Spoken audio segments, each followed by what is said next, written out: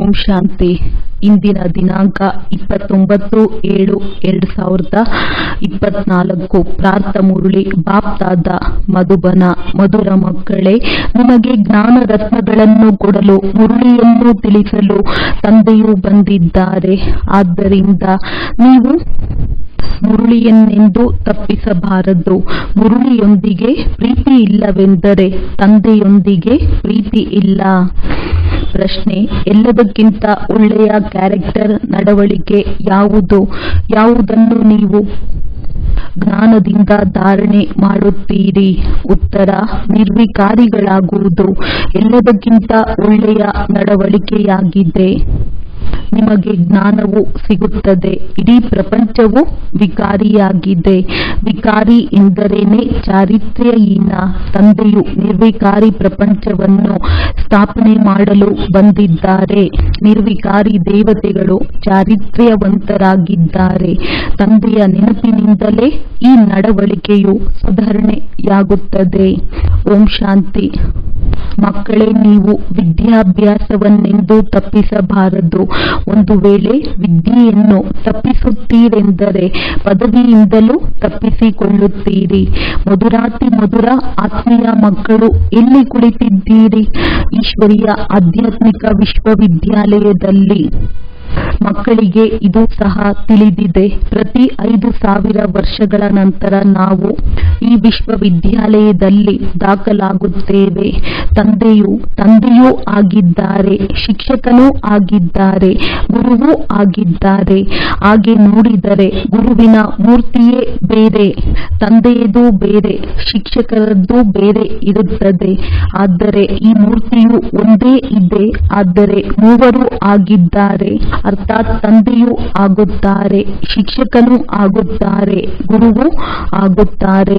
ಮನುಷ್ಯನ ಜೀವನದಲ್ಲಿ ಈ 3 ಸಂಬಂಧಗಳು ಮುಖ್ಯವಾಗಿದೆ. ತಂದೆ, ಶಿಕ್ಷಕ, ಗುರುವು ಅವರೇ ಆಗಿದ್ದಾರೆ.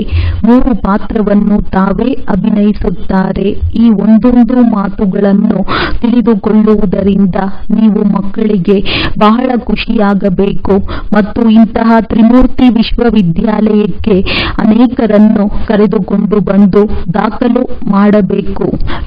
ಯಾವ ವಿಶ್ವವಿದ್ಯಾಲಯದಲ್ಲಿ ಒಳ್ಳೆಯ ವಿದ್ಯೆ ಇರುತ್ತದೆ ಎಂದರೆ ಅಲ್ಲಿ ಓದುವವರು ಅನ್ಯರಿಗೂ ಸಹ ಈ ವಿಶ್ವವಿದ್ಯಾಲಯದಲ್ಲಿ ಓದಿ ಇಲ್ಲಿ ಒಳ್ಳೆಯ ಜ್ಞಾನ ಸಿಗುತ್ತದೆ ಮತ್ತು ನಡವಳಿಕೆಯೂ ಸುಧಾರಣೆಯಾಗುತ್ತದೆ ಎಂದು ತಿಳಿಸುತ್ತಾರೆ. ಅಂದ ಮೇಲೆ ನೀವು ಮಕ್ಕಳು ಸಹ ಅನ್ಯರನ್ನು ಕರೆದುಕೊಂಡು ಬರಬೇಕಾಗಿದೆ. ಮಾತೆಯರಿಗೆ, ಪುರುಷರಿಗೆ ತಿಳಿಸಬೇಕು. ನೋಡಿ, ಇವರು ತಂದೆಯೂ ಆಗಿದ್ದಾರೆ, ಶಿಕ್ಷಕನೂ ಆಗಿದ್ದಾರೆ, ಗುರುವೂ ಆಗಿದ್ದಾರೆ. ಈ ರೀತಿ ತಿಳಿಸುತ್ತೇವೆಯೇ ಅಥವಾ ಇಲ್ಲವೇ ಎಂಬುದನ್ನು ಪ್ರತಿಯೊಬ್ಬರೂ ತಮ್ಮ ಹೃದಯದಿಂದ ಕೇಳಿಕೊಳ್ಳಬಹುದು. ಕೆಲವೊಮ್ಮೆ ತಮ್ಮ ಮಿತ್ರ ಸಂಬಂಧಿಗಳು ತಮ್ಮ ಸಖಿಯರಿಗೆ ತಿಳಿಸುತ್ತಾರೆ. ಇವರು ಪಾರಲೌಕಿಕ ತಂದೆಯೂ ಆಗಿದ್ದಾರೆ, ಶಿಕ್ಷಕನೂ ಆಗಿದ್ದಾರೆ, ಸದ್ಗುರುವೂ ಆಗಿದ್ದಾರೆ. ತಂದೆಯು ಶ್ರೇಷ್ಠ ದೇವಿ ದೇವತೆಗಳನ್ನಾಗಿ ಮಾಡುವವರಾಗಿದ್ದಾರೆ. ತಂದೆಯು ತನ್ನ ಸಮಾನ ತಂದೆಯನ್ನಾಗಿ ಮಾಡುವುದಿಲ್ಲ. ಬಾಕಿ ಅವರ ಮಹಿಮೆ ಏನಿದೆ ಅದರಲ್ಲಿ ತಮ್ಮ ಸಮಾನ ಮಾಡುತ್ತಾರೆ. ತಂದೆಯ ಕರ್ತವ್ಯವಾಗಿದೆ ಪಾಲನೆ ಮಾಡುವುದು ಮತ್ತು ಪ್ರೀತಿ ಮಾಡುವುದು. ಅಂದ ಮೇಲೆ ಇಂತಹ ತಂದೆಯನ್ನು ಅವಶ್ಯವಾಗಿ ನೆನಪು ಮಾಡಬೇಕು. ಅವರ ಹೋಲಿಕೆ ಮತ್ಯಾರೊಂದಿಗೆ ಮಾಡಲು ಸಾಧ್ಯವಿಲ್ಲ. ಬಲೆ ಗುರುವಿನ ಶಾಂತಿ ಸಿಗುತ್ತದೆ ಎಂದು ಹೇಳುತ್ತಾರೆ. ಆದರೆ ಇಲ್ಲಂತೂ ವಿಶ್ವದ ಮಾಲೀಕರನ್ನಾಗಿ ಮಾಡುತ್ತಾರೆ. ನಾನು ಎಲ್ಲ ಆತ್ಮಗಳ ತಂದೆಯಾಗಿದ್ದೇನೆ ಎಂದು ಯಾರೂ ಹೇಳುವುದಿಲ್ಲ. ಎಲ್ಲ ಆತ್ಮಗಳ ತಂದೆಯು ಯಾರಾಗಲು ಸಾಧ್ಯ ಎನ್ನುವುದು ಸಹ ಯಾರಿಗೂ ಗೊತ್ತಿಲ್ಲ. ಒಬ್ಬ ಬೇಹದ್ದಿನ ತಂದೆ ಯಾರಿಗೆ ಇಂದು ಮುಸಲ್ಮಾನ್, ಕ್ರಿಶ್ಚಿಯನ್ ಮೊದಲಾದವರು ಗಾಡ್ ಫಾದರ್ ಎಂದು ಅವಶ್ಯವಾಗಿ ಹೇಳುತ್ತಾರೆ. ಬುದ್ಧಿಯು ಖಂಡಿತ ನಿರಾಕಾರನ ಕಡೆ ಹೋಗುತ್ತದೆ. ಇದನ್ನು ಯಾರು ಹೇಳಿದರು? ಆತ್ಮವು ಗಾಡ್ ಫಾದರ್ ಎಂದು ಹೇಳುತ್ತದೆ. ಅಂದಾಗ ಅವಶ್ಯವಾಗಿ ಮಿಲನ ಮಾಡಬೇಕು. ಕೇವಲ ತಂದೆ ಎಂದು ಹೇಳಿ ಅವರೊಂದಿಗೆ ಮಿಲನವೇ ಮಾಡಲಿಲ್ಲವೆಂದರೆ ಅವರು ತಂದೆಯಾಗಲು ಹೇಗೆ ಸಾಧ್ಯ? ತಂದೆಯು ಇಡೀ ಪ್ರಪಂಚದ ಮಕ್ಕಳ ಯಾವ ಆಸೆ ಇದೆ ಅದನ್ನು ಪೂರ್ಣ ಮಾಡುತ್ತಾರೆ. ನಾವು ಶಾಂತಿಧಾಮಕ್ಕೆ ಹೋಗಬೇಕೆಂದು ಎಲ್ಲರಿಗೂ ಕಾಮನೆ ಇರುತ್ತದೆ. ಆತ್ಮಕ್ಕೆ ಮನೆಯು ನೆನಪಿಗೆ ಬರುತ್ತದೆ, ಏಕೆಂದರೆ ಆತ್ಮವು ರಾವಣ ರಾಜ್ಯದಲ್ಲಿ ಸುಸ್ತಾಗಿ ಬಿಟ್ಟಿದೆ. ಆಂಗ್ಲ ಭಾಷೆಯಲ್ಲಿಯೂ ಸಹ ಓ ಗಾಡ್ ಫಾದರ್, ಲಿಬರೇಟ್ ಮಾಡಿ ಎಂದು ಹೇಳುತ್ತಾರೆ. ತಮೋ ಪ್ರಧಾನರಾಗುತ್ತಾ ಆಗುತ್ತಾ ಪಾತ್ರವನ್ನು ಅಭಿನಯಿಸುತ್ತಾ ಶಾಂತಿಧಾಮಕ್ಕೆ ಹೊರಟು ಹೋಗುತ್ತೀರಿ. ನಂತರ ಮೊದಲು ಸುಖಧಾಮಕ್ಕೆ ಬರುತ್ತೀರಿ. ಮೊದಲೇ ಬಂದು ವಿಕಾರಿಗಳಾಗುತ್ತೀರಿ ಎಂದಲ್ಲ. ತಂದೆಯು ತಿಳಿಸುತ್ತಾರೆ, ಇದು ವೇಶ್ಯಾಲಯ, ರಾವಣ ರಾಜ್ಯವಾಗಿದೆ. ಇದಕ್ಕೆ ರೌರವ ನರಕವೆಂದು ಹೇಳಲಾಗುತ್ತದೆ. ಭಾರತ ಅಥವಾ ಈ ವಿಶ್ವದಲ್ಲಿ ಎಷ್ಟು ಶಾಸ್ತ್ರಗಳು, ಎಷ್ಟೊಂದು ವಿದ್ಯೆಯ ಪುಸ್ತಕಗಳಿವೆಯೋ ಇವೆಲ್ಲವೂ ಸಮಾಪ್ತಿಯಾಗಿ ಬಿಡುತ್ತವೆ. ತಂದೆಯು ನಿಮಗೆ ಯಾವ ಉಡುಗೊರೆಯನ್ನು ಕೊಡುತ್ತಾರೆಯೋ ಅದು ಎಂದಿಗೂ ಸುಡುವಂತದ್ದಲ್ಲ, ಇದು ಧಾರಣೆ ಮಾಡುವಂತದ್ದಾಗಿದೆ. ಯಾವುದು ಕೆಲಸಕ್ಕೆ ಬರುವುದಿಲ್ಲವೋ ಅಂತಹ ವಸ್ತುವನ್ನು ಸುಡಲಾಗುತ್ತದೆ. ಸುಟ್ಟು ಹಾಕಲು ಜ್ಞಾನವು ಯಾವುದೇ ಶಾಸ್ತ್ರವಲ್ಲ. ನಿಮಗೆ ಜ್ಞಾನ ಸಿಗುತ್ತದೆ, ಆದ್ದರಿಂದ 21 ಜನ್ಮಗಳು ಪಡೆಯುತ್ತೀರಿ. ಇವರ ಶಾಸ್ತ್ರಗಳನ್ನು ಸುಟ್ಟು ಹಾಕುತ್ತಾರೆಂದಲ್ಲ, ಈ ಜ್ಞಾನವು ತಾನಾಗಿಯೇ ಪ್ರಾಯಲೋಪವಾಗಿ ಬಿಡುತ್ತದೆ. ಇದು ಯಾವುದೇ ಓದುವಂತಹ ಪುಸ್ತಕವಲ್ಲ. ಜ್ಞಾನ ವಿಜ್ಞಾನದ ಭವನವೆಂದು ಹೆಸರಿದೆ. ಆದರೆ ಈ ಹೆಸರು ಏಕೆ ಬಂದಿದೆ, ಇದರ ಅರ್ಥವೇನು ಎಂಬುದು ಅವರಿಗೆ ಗೊತ್ತಿಲ್ಲ. ಜ್ಞಾನ ವಿಜ್ಞಾನದ ಮಹಿಮೆಯು ಎಷ್ಟು ದೊಡ್ಡದಾಗಿದೆ. ಜ್ಞಾನ ಅರ್ಥ ಸೃಷ್ಟಿ ಚಕ್ರದ ಜ್ಞಾನವನ್ನು ಈಗ ನೀವು ಧಾರಣೆ ಮಾಡುತ್ತೀರಿ. ವಿಜ್ಞಾನವೆಂದರೆ ಶಾಂತಿಧಾಮ. ಜ್ಞಾನದಿಂದಲೂ ನೀವು ದೂರ ಹೋಗುತ್ತೀರಿ. ಜ್ಞಾನದಲ್ಲಿ ವಿದ್ಯೆಯ ಆಧಾರದಿಂದ ನೀವು ರಾಜ್ಯ ಮಾಡುತ್ತೀರಿ. ನಿಮಗೆ ಗೊತ್ತಿದೆ, ನಾವಾತ್ಮಗಳಿಗೆ ತಂದೆಯು ಬಂದು ಓದಿಸುತ್ತಾರೆ. ಇಲ್ಲವೆಂದಾದರೆ ಭಗವಾನ್ ವಾಚ ಎನ್ನುವುದು ಇರುತ್ತಲೇ ಇರಲಿಲ್ಲ. ಶಾಸ್ತ್ರಗಳನ್ನು ಓದಿ ಬರುವುದಿಲ್ಲ. ಭಗವಂತನಲ್ಲಂತೂ ಜ್ಞಾನ ವಿಜ್ಞಾನ ಎರಡೂ ಇದೆ. ಯಾರು ಯಾವ ರೀತಿ ಇದ್ದಾರೆಯೋ ಆ ರೀತಿ ಮಾಡುತ್ತಾರೆ. ಇವು ಬಹಳ ಸೂಕ್ಷ್ಮವಾದ ಮಾತುಗಳಾಗಿವೆ. ಜ್ಞಾನಕ್ಕಿಂತ ವಿಜ್ಞಾನವು ಬಹಳ ಸೂಕ್ಷ್ಮವಾಗಿದೆ. ಜ್ಞಾನದಿಂದಲೂ ದೂರ ಹೋಗಬೇಕಾಗಿದೆ. ಜ್ಞಾನವು ಸ್ಥೂಲವಾಗಿದೆ. ನಾವದನ್ನು ಓದಿಸುತ್ತೇವೆ, ಶಬ್ದವಾಗುತ್ತದೆ ಎಲ್ಲವೇ. ಆದರೆ ವಿಜ್ಞಾನವು ಯೋಗ ಸೂಕ್ಷ್ಮವಾಗಿದೆ. ಇದರಲ್ಲಿ ಶಬ್ದದಿಂದ ದೂರ ಶಾಂತಿಯಲ್ಲಿ ಹೋಗಬೇಕಾಗಿದೆ. ಈ ಶಾಂತಿಗಾಗಿಯೇ ಎಲ್ಲರೂ ಅಲೆದಾಡುತ್ತಾರೆ. ಸನ್ಯಾಸಿಗಳ ಬಳಿ ಹೋಗುತ್ತಾರೆ, ಆದರೆ ತಂದೆಯ ಬಳಿ ಯಾವ ವಸ್ತುವಿದೆಯೋ ಅದು ಮತ್ಯಾರಿಂದಲೂ ಸಿಗುವುದಿಲ್ಲ. ಹಠಯೋಗ ಮಾಡುತ್ತಾರೆ, ಹಳ್ಳಗಳಲ್ಲಿ ಹೋಗಿ ಕುಳಿತು ಬಿಡುತ್ತಾರೆ. ಆದರೆ ಇದರಿಂದ ಯಾವುದೇ ಶಾಂತಿಯೂ ಸಿಗುವುದಿಲ್ಲ. ಇಲ್ಲಂತೂ ಕಷ್ಟದ ಯಾವುದೇ ಮಾತಿಲ್ಲ. ವಿದ್ಯೆಯೂ ಸಹ ಬಹಳ ಸಹಜವಾಗಿದೆ. 7 ದಿನದ ಕೋರ್ಸ್ ತೆಗೆದುಕೊಳ್ಳಲಾಗುತ್ತದೆ. 7 ದಿನದ ಕೋರ್ಸ್ ತೆಗೆದುಕೊಂಡು ಬಲೆ ಎಲ್ಲಿ ಬೇಕಾದರೂ ಸಹ ಹೊರಗೆ ಹೋಗಬಹುದು. ಈ ರೀತಿ ಬೇರೆ ಶೈಕ್ಷಣಿಕ ಕಾಲೇಜಿನಲ್ಲಿ ಮಾಡಲು ಸಾಧ್ಯವಿಲ್ಲ. ನಿಮಗಾಗಿ ಈ ಶಿಕ್ಷಣವೇ 7 ದಿನಗಳದ್ದಾಗಿದೆ. ಎಲ್ಲವನ್ನೂ ತಿಳಿಸಲಾಗುತ್ತದೆ, ಆದರೆ 7 ದಿನಗಳೂ ಸಹ ಯಾರೂ ಕೊಡುವುದಿಲ್ಲ. ಬುದ್ಧಿಯೋಗವು ಇಲ್ಲಿಂದ ಎಲ್ಲೆಲ್ಲಿಗೋ ಹೊರಟು ಹೋಗುತ್ತದೆ. ನೀವಂತೂ ಬಟ್ಟಿಯಲ್ಲಿದ್ದೀರಿ. ಯಾರನ್ನೂ ನೋಡುತ್ತಿರಲಿಲ್ಲ, ಯಾರೊಂದಿಗೂ ಮಾತನಾಡುತ್ತಿರಲಿಲ್ಲ, ಹೊರಗೂ ಹೋಗುತ್ತಿರಲಿಲ್ಲ. ತಪಸ್ಸು ಮಾಡಲು ಸಾಗರದ ತೀರದಲ್ಲಿ ಹೋಗಿ ನೆನಪಿನಲ್ಲಿ ಕುಳಿತುಕೊಳ್ಳುತ್ತಿದ್ದೀರಿ. ಆ ಸಮಯದಲ್ಲಿ ಈ ಚಕ್ರದ ಬಗ್ಗೆ ತಿಳಿದಿರಲಿಲ್ಲ, ಈ ವಿದ್ಯೆಯನ್ನು ತಿಳಿದಿರಲಿಲ್ಲ. ಆದರೆ ಮೊಟ್ಟಮೊದಲು ತಂದೆಯೊಂದಿಗೆ ಯೋಗವಿರಬೇಕು, ತಂದೆಯ ಪರಿಚಯ ಬೇಕು, ನಂತರ ಶಿಕ್ಷಕರು ಬೇಕು. ಮೊಟ್ಟಮೊದಲಂತೂ ತಂದೆಯ ಜೊತೆ ಹೇಗೆ ಬುದ್ಧಿಯೋಗವನ್ನಿಡುವುದು ಎಂಬುದನ್ನು ಕಲಿಯಬೇಕಾಗುತ್ತದೆ. ಏಕೆಂದರೆ ಈ ತಂದೆಯು ಅಶರೀರಿಯಾಗಿದ್ದಾರೆ. ಅನ್ಯರು ಯಾರೂ ಒಪ್ಪುವುದೇ ಇಲ್ಲ. ಗಾಡ್ ಫಾದರ್ ಸರ್ವವ್ಯಾಪಿ ಎಂದು ಹೇಳುತ್ತಾರೆ. ಈ ಸರ್ವವ್ಯಾಪಿಯ ಜ್ಞಾನವು ನಡೆದು ಬರುತ್ತದೆ. ಆದರೆ ಈಗ ನಿಮ್ಮ ಬುದ್ಧಿಯಲ್ಲಿ ಆ ಮಾತಿಲ್ಲ. ತಾವಂತೂ ವಿದ್ಯಾರ್ಥಿಗಳಾಗಿದ್ದೀರಿ. ತಂದೆಯು ತಿಳಿಸುತ್ತಾರೆ, ತಮ್ಮ ವ್ಯಾಪಾರ ವ್ಯವಹಾರವನ್ನು ಬಲೆ ಮಾಡಿ, ಆದರೆ ಮುರುಳಿಯನ್ನು ಅವಶ್ಯವಾಗಿ ಓದಿ, ಬಲೆ ಗೃಹಸ್ಥ ವ್ಯವಹಾರದಲ್ಲಿರಿ. ಒಂದು ವೇಳೆ ಶಾಲೆಗೆ ಹೋಗುವುದಿಲ್ಲವೆಂದು ಹೇಳಿದರೆ ಅದಕ್ಕೆ ತಂದೆಯು ತಾನೇ ಏನು ಮಾಡಲು ಸಾಧ್ಯ? ಅರೆ, ಭಗವಂತನು ಭಗವತಿಯನ್ನಾಗಿ ಮಾಡಲು ಓದಿಸುತ್ತಾರೆ. ಭಗವಾನುವಾಚ, ನಾನು ರಾಜರನ್ನಾಗಿ ಮಾಡುತ್ತೇನೆ ಅಂದ ಮೇಲೆ ಏನು ಭಗವಂತನಿಂದ ರಾಜಯೋಗವನ್ನು ಕಲಿಯುವುದಿಲ್ಲವೇ? ಈ ರೀತಿ ಕಲಿಯದೆ ಯಾರು ನಿಲ್ಲಲು ಸಾಧ್ಯ? ಆದ್ದರಿಂದಲೇ ನೀವು ಓಡಿ ಬಂದಿರಿ. ವಿಷದಿಂದ ಪಾರಾಗಲು ಓಡಿದ್ದೀರಿ. ಬಂದು ಬಟ್ಟಿಯಲ್ಲಿ ಕುಳಿತಿರಿ. ಇದರಿಂದ ಯಾರು ನೋಡಲು ಸಾಧ್ಯವಾಗಬಾರದು, ಮಿಲನ ಮಾಡಲು ಸಾಧ್ಯವಾಗಬಾರದು ಎಂದು ಯಾರನ್ನೂ ನೋಡುತ್ತಿರಲಿಲ್ಲ ಅಂದ ಮೇಲೆ ಯಾರೊಂದಿಗೂ ಮನಸ್ಸನ್ನಿಡುವುದು? ಇದು ಮಕ್ಕಳಿಗೆ ನಿಶ್ಚಯವೂ ಇದೆ. ಇದನ್ನು ಭಗವಂತನು ಓದಿಸುತ್ತಾರೆ. ಆದರೆ ಇಂತಹ ವಿದ್ಯೆಯನ್ನು ಓದುವುದಕ್ಕೂ ಸಹ ಕಾಯಿಲೆಯಾಗಿದೆ. ಕೆಲಸವಿದೆ, ಅದೂ ಇದೆ ಎಂದು ನೆಪ ಹೇಳುತ್ತಾರೆ. ತಂದೆಯಂತೂ ಬೇರೆ ಸಮಯದಲ್ಲಿ ಮುರುಳಿ ಕೇಳುವುದಕ್ಕೂ ಅವಕಾಶ ಕೊಡುತ್ತಾರೆ. ಇತ್ತೀಚೆಗೆ ಶಾಲೆಯು ಬಹಳಷ್ಟು ಶಿಫ್ಟ್ಗಳಿರುತ್ತವೆ.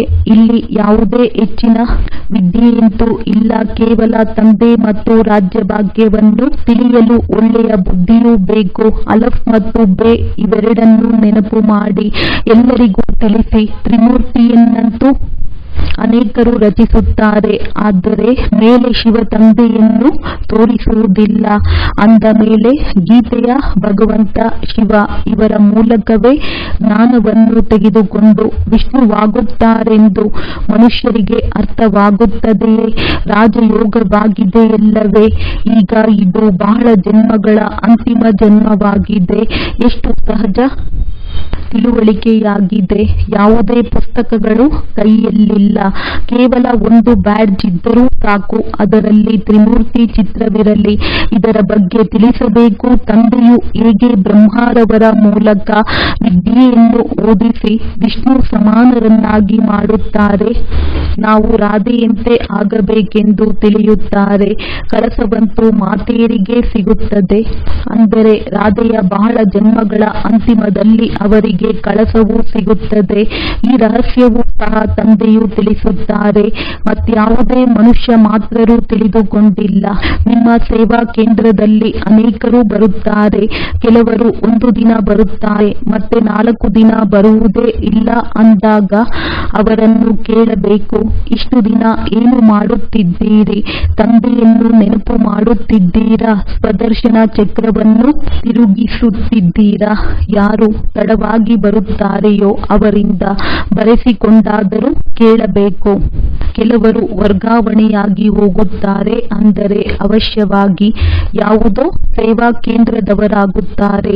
ಅವರಿಗೆ ಮಂತ್ರವಂತೂ ಸಿಕ್ಕಿದೆ. ತಂದೆಯನ್ನು ನೆನಪು ಮಾಡಬೇಕು ಮತ್ತು ಚಕ್ರವನ್ನು ತಿರುಗಿಸಬೇಕು. ತಂದೆಯಂತೂ ಬಹಳ ಸಹಜ ಮಾತನ್ನು ತಿಳಿಸುತ್ತಾರೆ. ಶಬ್ದವೇ ಎರಡಾಗಿದೆ. ಮನ್ಮನಾಭವ, ನನ್ನನ್ನು ನೆನಪು ಮಾಡಿ ಮತ್ತು ಆಸ್ತಿಯನ್ನು ನೆನಪು ಮಾಡಿ. ಇದರಲ್ಲಿ ಪೂರ್ಣ ಚಕ್ರವು ಬಂದು ಬಿಡುತ್ತದೆ. ಯಾರೇ ಶರೀರ ಬಿಡುತ್ತಾರೆಂದರೆ ಇಂಥವರು ಸ್ವರ್ಗಕ್ಕೆ ಹೋದರೆಂದು ಹೇಳುತ್ತಾರೆ. ಆದರೆ ಸ್ವರ್ಗವೇನಾಗಿದೆ ಎಂಬುದು ಯಾರಿಗೂ ಗೊತ್ತಿಲ್ಲ. ಈಗ ನೀವು ತಿಳಿದುಕೊಳ್ಳುತ್ತೀರಿ. ಅಲ್ಲಂತೂ ರಾಜ್ಯಭಾಗ್ಯವಿರುತ್ತದೆ. ಉತ್ತಮರಿಂದ ಹಿಡಿದು ಕಡಿಮೆ ಪದವಿಯ ತನಕ, ಸಾಹುಕಾರರಿಂದ ಹಿಡಿದು ಬಡವರ ತನಕ ಎಲ್ಲರೂ ಸುಖಿಯಾಗಿರುತ್ತಾರೆ. ಇಲ್ಲಿ ದುಃಖಿ ಪ್ರಪಂಚವಾಗಿದೆ, ಅಲ್ಲಿ ಸುಖಿ ಪ್ರಪಂಚವಾಗಿರುತ್ತದೆ. ತಂದೆಯಂತೂ ಬಹಳ ಚೆನ್ನಾಗಿ ತಿಳಿಸುತ್ತಾರೆ. ಭಲೆ ಯಾರೇ ವ್ಯಾಪಾರಿಗಳಾಗಿರಲಿ ಅಥವಾ ಏನೇ ಆಗಿರಲಿ, ಆದರೆ ವಿದ್ಯಾಭ್ಯಾಸಕ್ಕಾಗಿ ನೆಪ ಹೇಳುವುದು ಸರಿ ಎನಿಸುವುದಿಲ್ಲ. ಬರದಿದ್ದರೆ ಅವರನ್ನು ಕೇಳಬೇಕು. ನೀವು ತಂದೆಯನ್ನು ಎಷ್ಟು ನೆನಪು ಮಾಡುತ್ತೀರಾ? ಸ್ವದರ್ಶನ ಚಕ್ರವನ್ನು ಕಣ್ಣನ್ನು ತಿರುಗಿಸುತ್ತೀರಾ? ತಿನ್ನಿ, ಕುಡಿಯಿರಿ, ಓಡಾಡಿ, ತಿರುಗಾಡಿ, ಅದಕ್ಕೇನು ನಿಷೇಧವಿಲ್ಲ. ಆದರೆ ಈ ವಿದ್ಯೆಗಾಗಿಯೂ ಸಮಯವನ್ನು ತೆಗೆಯಿರಿ. ಅನ್ಯರ ಕಲ್ಯಾಣ ಮಾಡಿ ತಿಳಿದುಕೊಳ್ಳಿ. ಯಾರಿಗಾದರೂ ವಸ್ತ್ರಗಳನ್ನು ಒಗೆಯುವ ಕೆಲಸವಿದೆ. ಅಲ್ಲಿ ಅನೇಕರು ಬರುತ್ತಾರೆ. ಬಲೆ ಮುಸಲ್ಮಾನರಿರಬಹುದು, ಪಾರಸಿಗಳಿರಬಹುದು, ಹಿಂದೂಗಳಿರಬಹುದು. ತಿಳಿಸಿ, ನೀವು ಸ್ಥೂಲ ಬಟ್ಟೆಗಳನ್ನು ಒಗೆಯುತ್ತೀರಿ. ಆದರೆ ಈ ನಿಮ್ಮ ಶರೀರವಂತೂ ಹಳೆಯ ಮೈಲಿಗೆ ವಸ್ತ್ರವಾಗಿದೆ. ಆತ್ಮವೂ ಸಹ ತಮೋಪ್ರಧಾನವಾಗಿದೆ. ಅದನ್ನು ಸತೋಪ್ರಧಾನ ಸ್ವಚ್ಛವನ್ನಾಗಿ ಮಾಡಬೇಕಾಗಿದೆ. ಈ ಇಡೀ ಪ್ರಪಂಚವು ತಮೋಪ್ರಧಾನ, ಕಲಿಯುಗಿ, ಹಳೆಯದಾಗಿದೆ. ತಮೋಪ್ರಧಾನದಿಂದ ಸತೋಪ್ರಧಾನರಾಗಲು ಲಕ್ಷ್ಯವಿದೆಯಲ್ಲವೇ?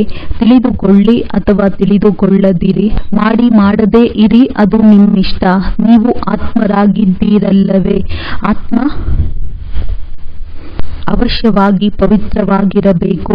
ಈಗಂತೂ ನಮ್ಮ ಆತ್ಮ ಅಪವಿತ್ರವಾಗಿದೆ. ಆತ್ಮ ಮತ್ತು ಶರೀರ ಎರಡೂ ಮೈಲಿಗೆಯಾಗಿದೆ. ಅವುಗಳನ್ನು ಸ್ವಚ್ಛ ಮಾಡಲು ತಂದೆಯನ್ನು ನೆನಪು ಮಾಡಿ. ಆಗ ಖಂಡಿತವಾಗಿ ನಿಮ್ಮ ಆತ್ಮ ಸಂಪೂರ್ಣ 100% ಪವಿತ್ರ ಚಿನ್ನದಾಗುತ್ತದೆ. ನಂತರ ಒಡವೆಯೂ ಚೆನ್ನಾಗಿರುತ್ತದೆ. ಒಪ್ಪಿ ಅಥವಾ ಬಿಡಿ, ಇದು ಸಹ ಎಷ್ಟು ಸೇವೆಯಾಯಿತು. ವೈದ್ಯರ ಬಳಿ ಹೋಗಿ, ಕಾಲೇಜುಗಳಿಗೆ ಹೋಗಿ, ದೊಡ್ಡವರಿಗೆ ಹೋಗಿ ತಿಳಿಸಿ, ನಡವಳಿಕೆಯು ಬಹಳ ಚೆನ್ನಾಗಿರಬೇಕು. ಇಲ್ಲಂತೂ ಎಲ್ಲರೂ ನಡವಳಿಕೆ ಹೀನ, ಚಾರಿತ್ರ್ಯ ಹೀನರಾಗಿದ್ದಾರೆ. ತಂದೆಯು ತಿಳಿಸುತ್ತಾರೆ, ಮಕ್ಕಳೇ ನಿರ್ವಿಕಾರಿಗಳಾಗಬೇಕಾಗಿದೆ. ನಿರ್ವಿಕಾರಿ ಪ್ರಪಂಚ ಇತ್ತಲ್ಲವೇ? ಈಗ ಪ್ರಪಂಚ ವಿಕಾರಿಯಾಗಿದೆ. ಚಾರಿತ್ರ್ಯ ಬಹಳ ಕೆಟ್ಟು ಹೋಗಿದೆ. ನಿರ್ವಿಕಾರಿಗಳಾಗದ ವಿನಃ ಸುಧಾರಣೆಯಾಗುವುದಿಲ್ಲ. ಇಲ್ಲಿ ಮನುಷ್ಯರು ಕಾಮಿಗಳಾಗಿದ್ದಾರೆ. ಈಗ ವಿಕಾರಿ ಪ್ರಪಂಚದಿಂದ ನಿರ್ವಿಕಾರಿ ಪ್ರಪಂಚವನ್ನು ಒಬ್ಬ ತಂದೆಯೇ ಸ್ಥಾಪನೆ ಮಾಡುತ್ತಾರೆ. ಬಾಕಿ ಹಳೆಯ ಪ್ರಪಂಚದ ವಿನಾಶವಾಗಿ ಬಿಡುತ್ತದೆ. ಈ ಗೋಲಾದ ಚಿತ್ರದಲ್ಲಿ ಬಹಳ ಒಳ್ಳೆಯ ತಿಳುವಳಿಕೆ ಇದೆ. ಇದು ನಿರ್ವಿಕಾರಿ ಪ್ರಪಂಚವಿತ್ತು. ಅಲ್ಲಿ ದೇವಿ ದೇವತೆಗಳು ರಾಜ್ಯ ಮಾಡುತ್ತಿದ್ದರು. ಈಗ ಅವರು ಎಲ್ಲಿಗೆ ಹೋದರು? ಆತ್ಮವಂತೂ ವಿನಾಶವಾಗುವುದಿಲ್ಲ. ಒಂದು ಶರೀರವನ್ನು ಬಿಟ್ಟು ಇನ್ನೊಂದನ್ನು ತೆಗೆದುಕೊಳ್ಳುತ್ತದೆ. ದೇವತೆಗಳು ಸಹ 84 ಜನ್ಮಗಳನ್ನು ತೆಗೆದುಕೊಂಡಿದ್ದಾರೆ. ಈಗ ನೀವು ಬುದ್ಧಿವಂತರಾಗಿದ್ದೀರಿ. ಮೊದಲು ಏನೂ ತಿಳಿದಿರಲಿಲ್ಲ. ಈಗ ಈ ಹಳೆಯ ಪ್ರಪಂಚ ಎಷ್ಟು ಕೊಳಕಾಗಿದೆ. ಈಗ ತಂದೆಯು ಹೇಳುವುದು ಸರಿ ಎಂಬುದನ್ನು ನೀವು ಅನುಭವ ಮಾಡುತ್ತೀರಿ. ಅಲ್ಲಂತೂ ಪವಿತ್ರ ಪ್ರಪಂಚವಾಗಿರುತ್ತದೆ. ಇಲ್ಲಿ ಪವಿತ್ರ ಪ್ರಪಂಚವಿಲ್ಲದ ಕಾರಣ ತಮಗೆ ದೇವತೆ ಬದಲಿಗೆ ಹಿಂದೂಗಳೆಂಬ ಹೆಸರನ್ನಿಟ್ಟುಕೊಂಡಿದ್ದಾರೆ. ಹಿಂದೂಸ್ಥಾನದಲ್ಲಿರುವವರು ಹಿಂದೂಗಳೆಂದು ಹೇಳಿಬಿಡುತ್ತಾರೆ. ದೇವತೆಗಳು ಸ್ವರ್ಗದಲ್ಲಿದ್ದರು. ಈಗ ನೀವು ಈ ಚಕ್ರವನ್ನು ತಿಳಿದುಕೊಂಡಿದ್ದೀರಿ. ಅಂದಾಗ ಯಾರು ಬುದ್ಧಿವಂತರಿದ್ದಾರೆಯೋ ಅವರು ಬಹಳ ಚೆನ್ನಾಗಿ ಅರ್ಥ ಮಾಡಿಕೊಳ್ಳುತ್ತಾರೆ. ನಂತರ ತಂದೆಯು ಹೇಗೆ ತಿಳಿಸುವರೋ ಹಾಗೆಯೇ ಕುಳಿತು ಪುನರಾವರ್ತನೆ ಮಾಡಬೇಕು. ಮುಖ್ಯ ಶಬ್ದಗಳನ್ನು ನೋಟ್ ಮಾಡಿಕೊಂಡು ನಂತರ ಹೇಳಿ. ತಂದೆಯು ಇಂತಿಂತಹ ಅಂಶಗಳನ್ನು ತಿಳಿಸಿದ್ದಾರೆ. ಹೇಳಿ, ನಾನಂತೂ ಗೀತಾ ಜ್ಞಾನವನ್ನು ಹೇಳುತ್ತೇನೆ. ಇದು ಗೀತೆಯ ಯುಗವೇ ಆಗಿದೆ. 4 ಯುಗಗಳಿವೆ. ಇದಂತೂ ಎಲ್ಲರಿಗೂ ಗೊತ್ತಿದೆ. ಇದು ಅಧಿಕ ಯುಗವಾಗಿದೆ. ಈ ಸಂಗಮ ಯುಗವು ಯಾರಿಗೂ ಗೊತ್ತಿಲ್ಲ. ನೀವು ತಿಳಿದುಕೊಂಡಿದ್ದೀರಿ. ಇದು ಪುರುಷೋತ್ತಮ ಸಂಗಮ ಯುಗವಾಗಿದೆ. ಮನುಷ್ಯರು ಶಿವ ಜಯಂತಿಯನ್ನು ಆಚರಿಸುತ್ತಾರೆ. ಆದರೆ ಅವರು ಯಾವಾಗ ಬಂದರು, ಏನು ಮಾಡಿದರು ಎಂಬುದು ಗೊತ್ತೇ ಇಲ್ಲ. ಶಿವ ಜಯಂತಿಯ ನಂತರ ಕೃಷ್ಣ ಜಯಂತಿ, ನಂತರ ರಾಮ ಜಯಂತಿ, ಜಗದಂಬ ಜಗತ್ಪಿತರ ಜಯಂತಿಯಂತೂ ಯಾರೂ ಆಚರಿಸುವುದಿಲ್ಲ. ಎಲ್ಲರೂ ನಂಬರ್ ವಾರ್ ಆಗಿ ಬರುತ್ತಾರಲ್ಲವೇ? ಈಗ ನಿಮಗೆ ಈ ಇಡೀ ಜ್ಞಾನವೂ ಸಿಗುತ್ತದೆ. ಒಳ್ಳೆಯದು. ಮಧುರಾತಿ ಮಧುರ ಅಗಲಿ ಮರಳಿ ಸಿಕ್ಕಿರುವಂತಹ ಮಕ್ಕಳ ಪ್ರತಿ ಮಾತ್ಪಿತಾ ಬಾಪ್ ದಾದಾರವರ ನೆನಪು, ಪ್ರೀತಿ ಹಾಗೂ ಪ್ರಭಾತ. ಆತ್ಮೀಯ ಮಕ್ಕಳಿಗೆ ಆತ್ಮೀಯ ತಂದೆಯ ನಮಸ್ತೆ. ಧಾರಣೆಗಾಗಿ ಮುಖ್ಯ ಸಾರ. ನಮ್ಮ ತಂದೆ ಸುಪ್ರೀಂ ತಂದೆ, ಸುಪ್ರೀಂ ಶಿಕ್ಷಕ, ಸುಪ್ರೀಂ ಸದ್ಗುರುವಾಗಿದ್ದಾರೆ. ಈ ಮಾತನ್ನು ಎಲ್ಲರಿಗೂ ತಿಳಿಸಬೇಕಾಗಿದೆ. ಅಲಫ್ ಮತ್ತು ಬೆ ವಿದ್ಯೆಯನ್ನು ಓದಿಸಬೇಕಾಗಿದೆ. ಜ್ಞಾನ ಅರ್ಥಾತ್ ಸೃಷ್ಟಿ ಚಕ್ರದ ಜ್ಞಾನವನ್ನು ಧಾರಣೆ ಮಾಡಿಕೊಂಡು ಸ್ವದರ್ಶನ ಚಕ್ರಧಾರಿಗಳಾಗಬೇಕಾಗಿದೆ. ಮತ್ತು ವಿಜ್ಞಾನ ಅರ್ಥಾತ್ ಶಬ್ದದಿಂದ ದೂರ ಶಾಂತಿಯಲ್ಲಿ ಹೋಗಬೇಕಾಗಿದೆ. 7 ದಿನದ ಕೋರ್ಸ್ ತೆಗೆದುಕೊಂಡು ನಂತರ ಎಲ್ಲಿಯೇ ಇದ್ದರೂ ವಿದ್ಯೆಯನ್ನು ಓದಬೇಕಾಗಿದೆ. ವರದಾನ: ಸೇವೆಯಲ್ಲಿ ಮಾನ್ ಶಾನ್ನ ಕಚ್ಚಾ ಫಲವನ್ನು ತ್ಯಾಗ ಮಾಡಿ ಸದಾ ಪ್ರಸನ್ನ ಚಿತ್ತರಾಗಿರುವಂತಹ ಅಭಿಮಾನ ಮುಕ್ತ ಭವ. ರಾಯಲ್ ರೂಪದ ಇಚ್ಛೆಯ ಸ್ವರೂಪವಾಗಿದೆ. ಹೆಸರು, ಮರ್ಯಾದೆ, ಗೌರವ. ಯಾರು ಹೆಸರಿನ ಹಿಂದೆ ಸೇವೆ ಮಾಡುತ್ತಾರೆ ಅವರ ಹೆಸರು ಅಲ್ಪ ಕಾಲಕ್ಕಾಗಿ ಆಗಿಬಿಡುತ್ತದೆ.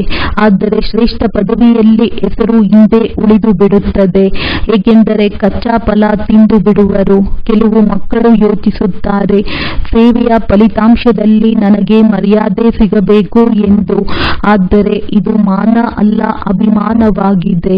ಎಲ್ಲಿ ಅಭಿಮಾನವಿದೆ ಅಲ್ಲಿ ಪ್ರಸನ್ನತೆ ಇರಲು ಸಾಧ್ಯವಿಲ್ಲ.